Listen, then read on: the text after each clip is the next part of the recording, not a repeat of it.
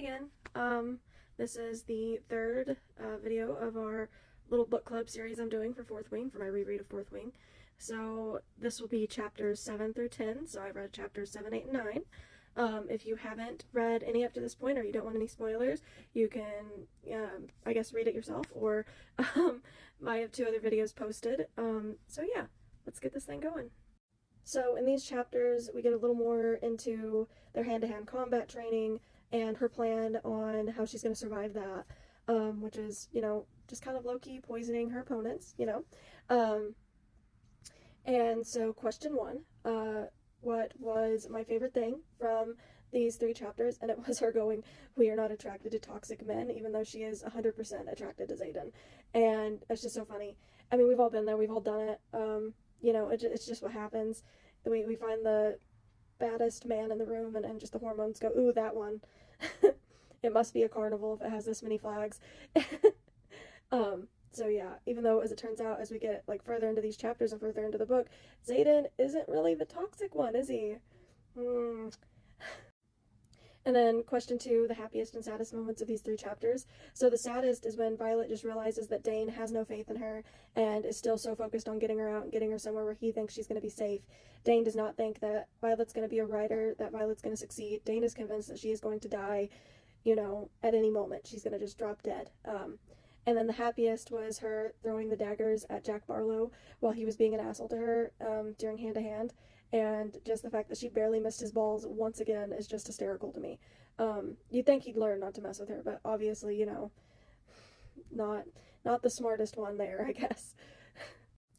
Third is what surprised me the most, these last 3 chapters, and it was the way Xaden, came and challenged her on the mat and fought her, and, did honestly more than anyone else has done so far to kind of try to help her and teach her what to do. And he's like, "You can't just poison them.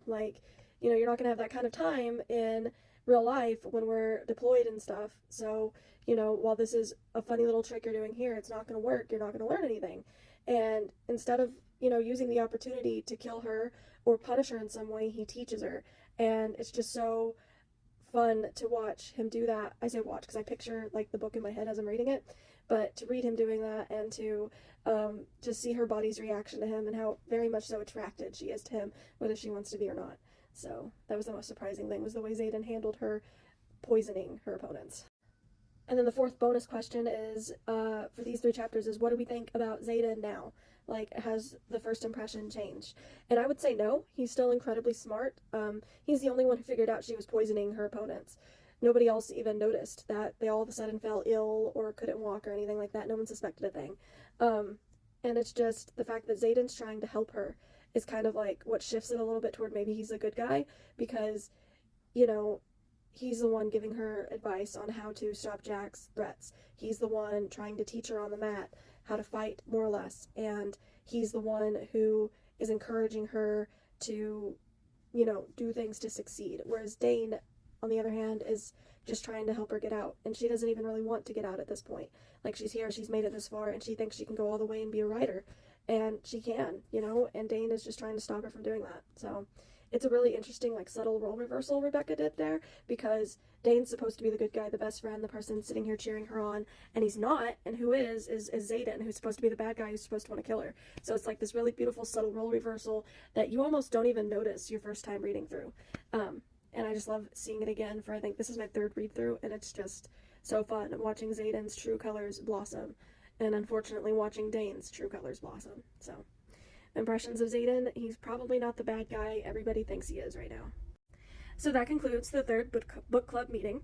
I hope I'm getting a little bit better at these. I'm not too familiar with filming myself long form, talking into a camera. This is all very new to me, so it's probably very cringy. I'm probably going to look back on this in a few years and just wonder what the hell I was doing. But I hope that you guys stuck around. I hope you enjoyed it. Yeah, and I can't wait to see you guys tomorrow night for our 4th book club meeting. It'll be chapters 10 through 14, I think. So 10, 11, 12. So 10 through 13, I think, actually. So yeah, it was fun. Thank you for watching, and thank you for reading along with me. Bye.